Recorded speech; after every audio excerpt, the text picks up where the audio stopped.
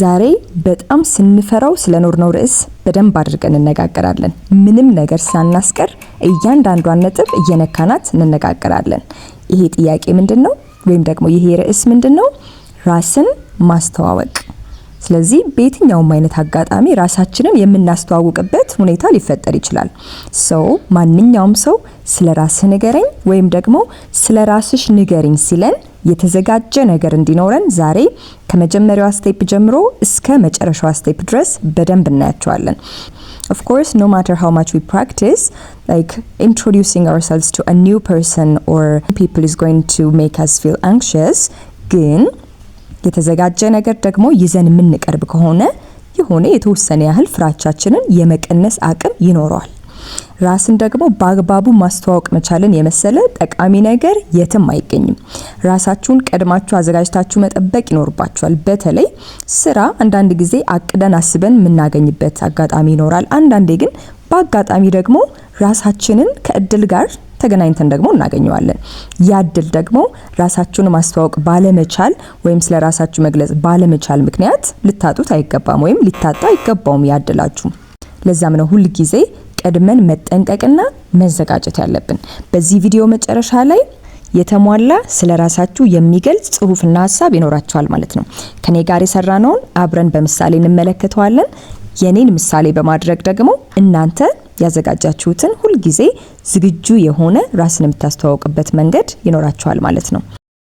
ራሳችንን መቼ ልናስተዋውቅ እንችላለን? ምናልባት ራሳችንን በምንማርበት ክፍል ውስጥ ልናስተዋውቅ እንችላለን። አብዛኛውን ጊዜ የመጀመሪያ ቀን ላይ ከሰልፍ ኢንትሮዳክሽን ስለምንጀምር በስራ ቦታ ላይ ራሳችንን የምናስተዋውቅበት አጋጣሚ ሊፈጠር ይችላል። ምናልባት ከስራ ባልደረቦቻችን ጋር በቃለ መጠይቅ ላይ ራሳችንን ማስተዋወቅ ግዴታ የሚጠበቅብን ነገር ነው። ምናልባት ደግሞ ትልቅ የሆነ ፕሮግራም ላይ ተጋብዛችሁ ራሳችሁን በእንግሊዘኛ የምታስተዋውቁበትም አጋጣሚ ሊፈጠር ይችላል። በራሱ በሰው ፊት መቆም የሚያስፈራ ነገር ነው። በዛ ላይ ደግሞ እንዴት ራሴን ላስተዋውቅ የሚለውን ጥያቄ ደግሞ አለማወቅና ዝግጅት አለማድረግ ምን ያህል የበለጠ አስጨናቂ ሊሆን እንደሚችል መገመት ከባድ አይደለም። ለዛም ሲባል ነው ቀድመን ማዘጋጀት አለብን እያልን ያለ ነው ማለት ነው። ስለዚህ ዛሬ ያዘጋጀነውን ደጋግማችሁ ካጠናችሁት በየትኛውም ጊዜ በየትኛውም ቦታ ላይ ብትጠየቁ ያለ ፍርሃት ትመልሳላችሁ ማለት ነው። ከመጀመሪያው ከወሳኙ ነጥብ እንጀምር። በየትኛውም አጋጣሚ በየትኛውም ሁኔታ ራሳችንን ለማስተዋወቅ ከምን እንጀምራለን ከተባለ የመጀመሪያውና ወሳኙ ነጥብ ምንድነው? ግሪቲንግ ነው። Greeting is a way of saying hello or hi to people. ሰላምታ ማቅረብ ነው። ስለዚህ ከማንኛውም ሰው ጋር ለመጀመሪያ ጊዜ ስትገናኙ ልትለዋወጡ የምትችሉት ሰላምታ ይሆናል ማለት ነው። ግን ለማን ነው ሰላምታ የምንሰጠው የሚለውም ደግሞ ራሱን ችሎ መመለስ አለበት። ሰላምታ የምንሰጠው በስራ ጉዳይ ወይም ደግሞ በማህበራዊ ህይወታችን ካገኘነው ሰው ጋር ነው ወይስ ደግሞ በቢሮ ውስጥ ለስራ ቃለ መጠይቅ ራሳችንን እያዘጋጀን ነው? ስለዚህ በሁለቱ አጋጣሚዎች ላይ የምንሰጠው የሰላምታ አይነት ይለያያል ማለት ነው። ለምሳሌ በስራ ጉዳይ ላይ የስራ ኢንተርቪው ሄዳችሁ ወይም ቃለ መጠይቅ ሄዳችሁ ሰላምታ መስጠት ካለባችሁ ሃይ ኦር ዋትስአፕ ብላችሁ መጀመር የለባችሁ ማለት ነው። ምክንያቱም ፎርማሊቲውን ያጠፋዋል። Formal greeting, you use it inside of an office for interviews, for a very professional encounters. So, in office or in interviews, the proper way to greet would be saying hello. Hello በጣም የምንጠቀመው ቢሮ ውስጥ ወይም ደግሞ በጣም በስራ ሁኔታ ባገኘናቸው ከምናከብራቸው ወይም ደግሞ በጣም ፎርማል ነው ለምንለው ሲቹዌሽን የምንጠቀመው ነው። ሄሎ አንዱ አማራጫችን ነው። But we can also say, depending on the time of the day, we can say good morning, good afternoon, good evening. ስለዚህ በስራ አጋጣሚ ግሪቲንግ ወይም ሰላምታ የምትሰጡ ከሆነ በእነዚህ መንገዶች መስጠት ትችላላችሁ ማለት ነው። በስራ ጉዳይ ካልሆነ or ኢንፎርማል ሲቹዌሽን የምንለው ከሆነ ወይም በማህበራዊ ህይወታችን ላይ ከሆነ ግን ብዙ አማራጮች አሉን። ለምሳሌ ያህል እንመልከት። hello can be used in both formal and informal situation፣ በሁለቱም ላይ መጠቀም ትችላላችሁ። But in informal situations you can also say hey, hi, what's up, what's good, and anything that goes with you can go. እዚህ ጋር በፈለጋችሁት ለእናንተ ቀለል ይለኛል በምትሉት መንገድ ሰላምታ መስጠት ትችላላችሁ ማለት ነው። አሁን ላይ ምናልባት ከዚህም የበለጡ ብዙ ሰላምታ መስጫ መንገዶች ይኖራሉ። ከእናንተ ጋር መሄደውን መምረጥ የእናንተ መብት ይሆናል። So after greeting, the second step that we have to tell about ourselves is our name. So after greeting, the second step that comes will be telling our name. መቼም ሄሎ ያልነው ሰው ወይም ደግሞ ሃይ ያልነው ሰው እነዚህ ሰዎች ስም የላቸውም እንዴ ብሎ መጠየቁ አይቀርም። እንደዛ ብለን ዝም ማለት አንችልም። So the next step would be our name. ስምም አሁንም በተለያዩ መንገዶች ልናስተዋውቅ እንችላለን። ሁልጊዜ ስም ስናስተዋውቅ አንድ አይነት ሜተድ ብቻ የለም እንግሊዘኛ ላይ። ከምናወራው ሰው ጋር ለምሳሌ ፌስ ቱ ፌስ እየተያየን ከሆነ we can begin with I am ሰብለ. For example, like I can introduce myself as I am ሰብለ። ይሄ ምናልባት ከምናወራው ሰው ጋር ፊት ለፊት እየተያየን ከሆነ ነው። ግን ከምናወራው ሰው ጋር ደግሞ ፊት ለፊት ማንተያይ ከሆነ my name is, this is the very common way that we can use my name is ብለን መጀመር እንችላለን። ብዙ ጊዜ እንጠቀመዋለን ማለት ነው። And also we have a third way of introducing our name. We can also say this is ሰብለ ሰብለ ብለንም ማውራት እንችላለን ማለት ነው። በእነዚህ በሶስት መንገዶች ስማችንን ማስተዋወቅ እንችላለን ማለት ነው። አሁንም የሚመቻችሁን መምረጥ ትችላላችሁ። እዚህ ጋር ለየት የሚያደርገው ምናልባት ፊት ለፊት ማትተያዩ ከሆነ ግን my name is or this is ብላችሁ መናገር ትችላላችሁ ስማችሁን ስትናገሩ። The third step that comes after it is age. እድሜያችሁን ደግሞ የምትናገሩበት አስፈላጊ የሆነ ሁኔታ ከሆነ እድሜያችሁን መናገር ትችላላችሁ። በጣም አስፈላጊ ካልሆነ አትገደዱም። ግን ደግሞ ምናልባት የምታወሩበት ሲቹዌሽን እድሜያችሁን እንዳስፈላጊነቱ መጥቀስ ካለባችሁ እዚህ ጋር የተለያዩ ሜተዶች አሉን። we can say I am and years old. For example, I am 25 years old, I am 30 years old, or just I am in the number of your age. I am 30. ወይም ደግሞ ቅጩን እድሜያችሁን መናገር ካልፈለጋችሁ you can say I am in my 30s, I am in my 20s.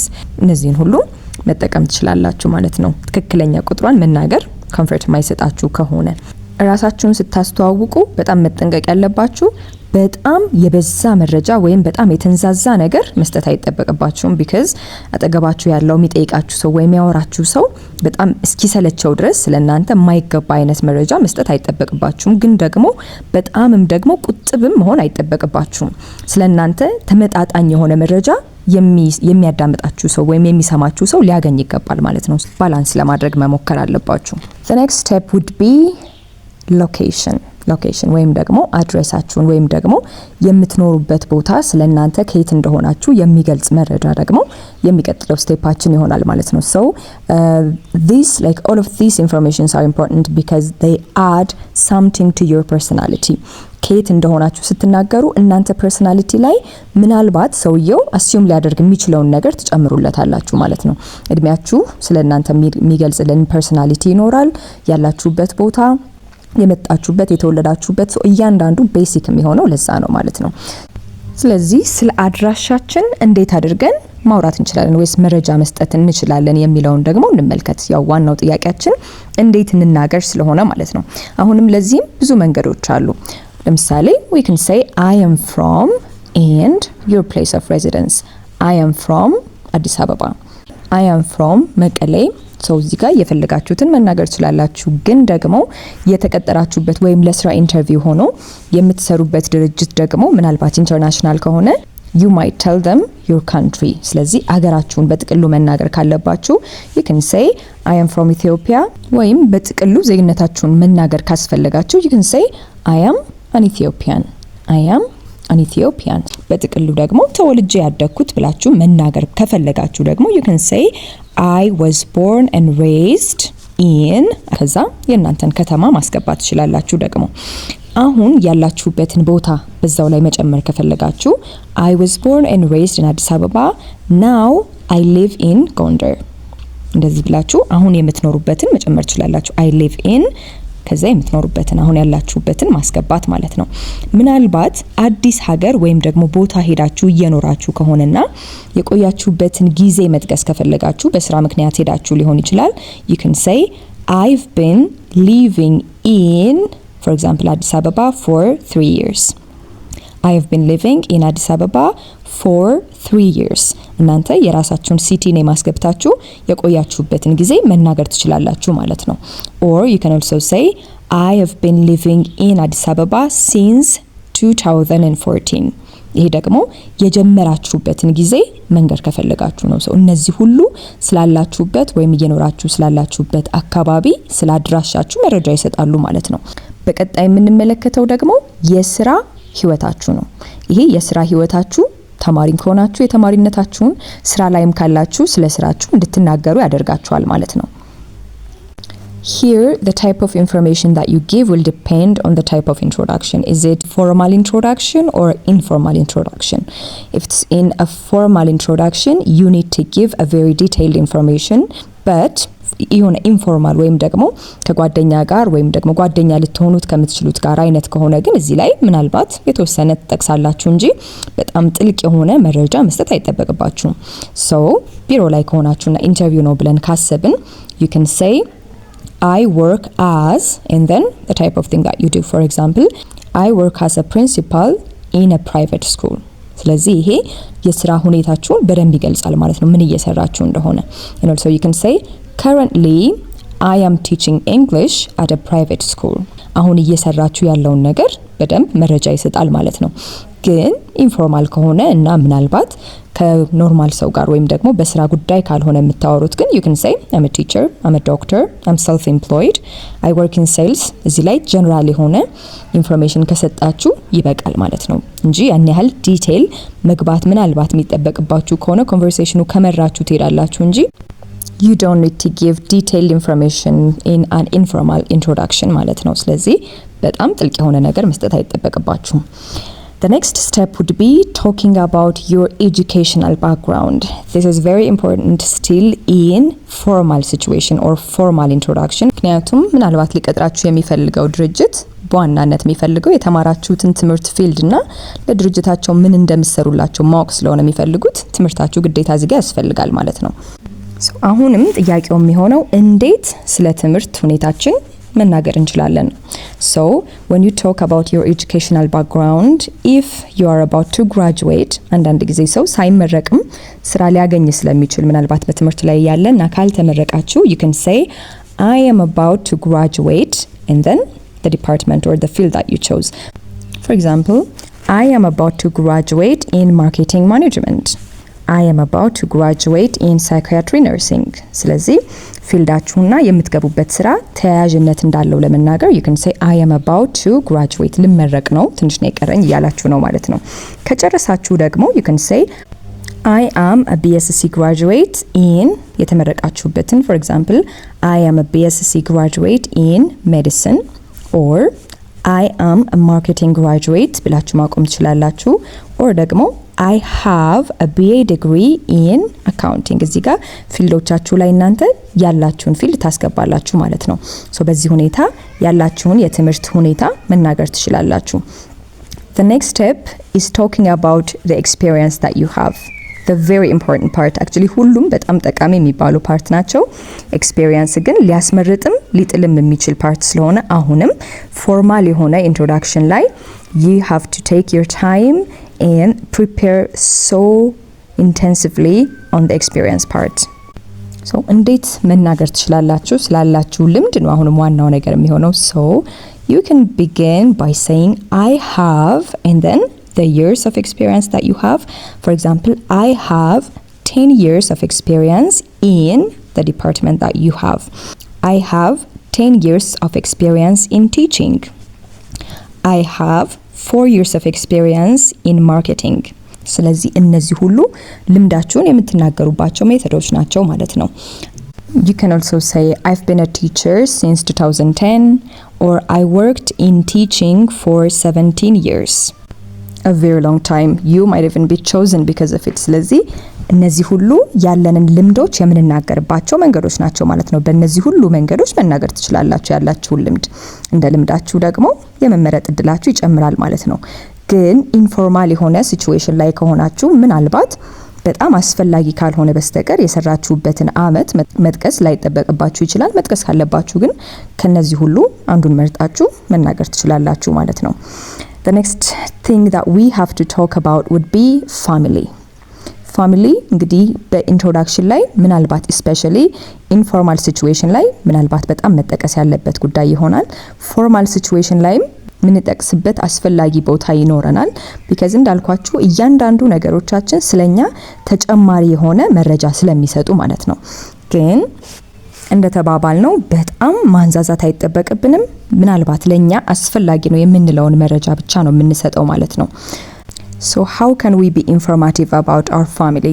እንዴት እንናገር? እንዴት መረጃ እንስጥ ለሚለው you can say I am from a family of the number of family that you have.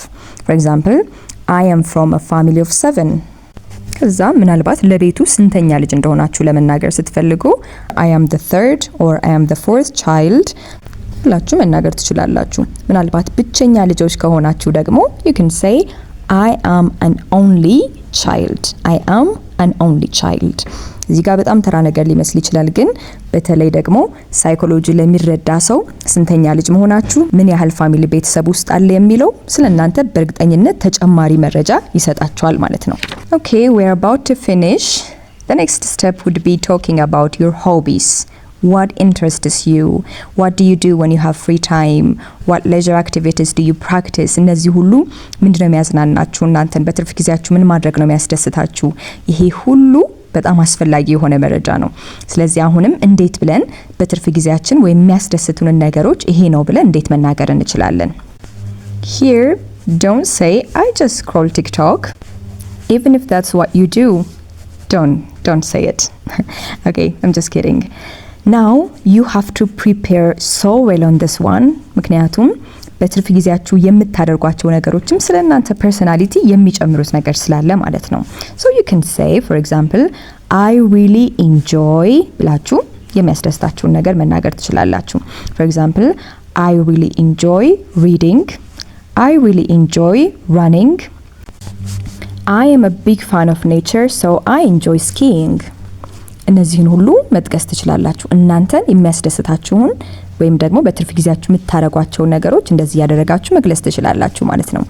Now we're on the last step. This is an additional information that you give about yourself. Fun fact መጨረሻ ላይ እንጨምራለን ማለት ነው። ይሄ ያለውን የትኛውን ቦታ ላይ ብትሆኑ ያለውን environment ላይ ያለውን atmosphere ትንሽ ease የሚያደርግ ነገር ነው። ስለዚህ በየትኛውን ቦታ ላይ ብትሆኑ ስራችሁ ላይ ሲሪየስ እንደሆናችሁ እስካሁን ባለው ኢንፎርሜሽን ማወቅ ይችላሉ። ግን ትንሽም ሂዩመር እንዳላችሁ ደግሞ እንዲያውቁ ስለናንተ አንድ ፈን ፋክት ጣል ብታደርጉ ደግሞ የበለጠ ፈን ያደርገዋል ወይም ሙሉ ያደርገዋል ማለት ነው። ሰልፍ ኢንትሮዳክሽናችንን ወይም ደግሞ ራሳችንን የምናስተዋውቅበትን ሜተድ ግዴታ ላይሆን ይችላል፣ ግን like it would be nice to spice it up a little, don't you think? Let's see my fun fact. ለምሳሌ ከኔን ጀምርና ከዛ እናንተን ደግሞ fun factaችሁን comment section ላይ ታስቀምጡልኛላችሁ። As for me, I have a fear of needle, but I gave injections for many people as if the pain was a piece of cake. ስለዚህ ይሄ የኔ fun fact ነው። እኔ ራሴ መርፌ እፈራለሁኝ ወይም ፎቢያ አለብኝ፣ ግን በሰራውባቸው አጋጣሚዎች ደግሞ ለብዙ ሰዎች በጣም እንደቀላል ነገር እያደረኩኝ ለብዙ ሰው መርፌ ወግቻ ቃለው እያልኩ ነው ማለት ነው። So this is my fun fact. But for real though, I have a fear of needle. When I took the vaccine for coronavirus, I cried so hard that my colleagues had to console me. ስለዚህ this is my real fun fact. እኔ አልወድም ግን ደግሞ ብዙ ሰዎችን ወግቻ ቃለው መርፌ ማለት ነው። So you can add something to spice it up. መጨረሻ ላይ የተወሰነች ነገር ስለራሳችሁ መጨመር ትችላላችሁ ማለት ነው። So እኔ ያዘጋጀሁትን self introduction እኔና በዚህ መሰረት ወይም ደግሞ የበለጠ አሻሽላችሁ እናንተ ደግሞ የራሳችሁን ታዘጋጃላችሁ። ስፔሻሊ ፈን ፋክታችሁን ግን ኮሜንት ሴክሽን ላይ ማስቀመጥ ትችላላችሁ። So let's see. Hello, I'm Sabla in my late 20s from Addis Ababa. Currently I teach English online.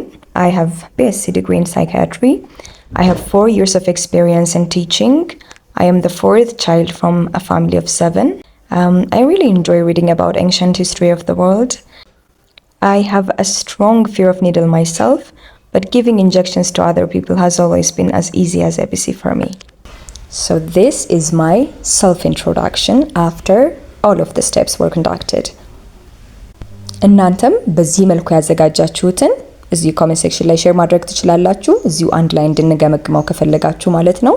ካልሆነ ግን በዚህ መሰረት ማዘጋጀት ትችላላችሁ። ዛሬ ከመጀመሪያው ስቴፕ ጀምረን እስከ መጨረሻው ድረስ ሰልፍ ኢንትሮዳክሽን ድጋሜ ምንም አይነት ኮርስ እስከማያስፈልጋችሁ ድረስ አድርጌ ነው የሰጠኋችሁ። ከዚህ በኋላ አፕዴት የሚደረግ ሲኖር አፕዴት ታረጉታላችሁ፣ ታሻሽሉታላችሁ እንጂ ይሄ በደንብ ስለራሳችሁ የሚገልጽ ሰልፍ ኢንትሮዳክሽን የመጀመሪያው ፓርት ነው ማለት ነው። ከዚህ በኋላ እንግዲህ ወደምትፈልጉት ነገር መሄድ ነው የሚጠበቅባችሁ፣ ወይም ወደ ጉዳያችሁ ወይም ወደ ስራችሁ መቀላቀል ነው የሚቀረው ማለት ነው። ምን አዲስ ነገር ዛሬ ያገኛችሁ? ምን ጨመራችሁ? እናንተስ የምትጨምሩት አስተያየት ምንድነው? እነዚህን ሁሉ ኮሜንት ሴክሽን ላይ ማስቀመጥ ትችላላችሁ። ሰብስክራይብ ማድረግ እና ሼር ማድረግ በፍጹም እንዳይረሳ። አሁንም ምናልባት ከባድ ናቸው ወይም ያስቸግሩኛል የምትሏቸውን ቶፒኮች ሁሉ ማስቀመጥ ትችላላችሁ ኮሜንት ሴክሽን ላይ። በጊዜው ምላሽ ሰጥበታለሁ ማለት ነው። በሚቀጥለው ቪዲዮ እስከማገኛችሁ ድረስ መልካሙን ሁሉ እመኝላችኋለሁ።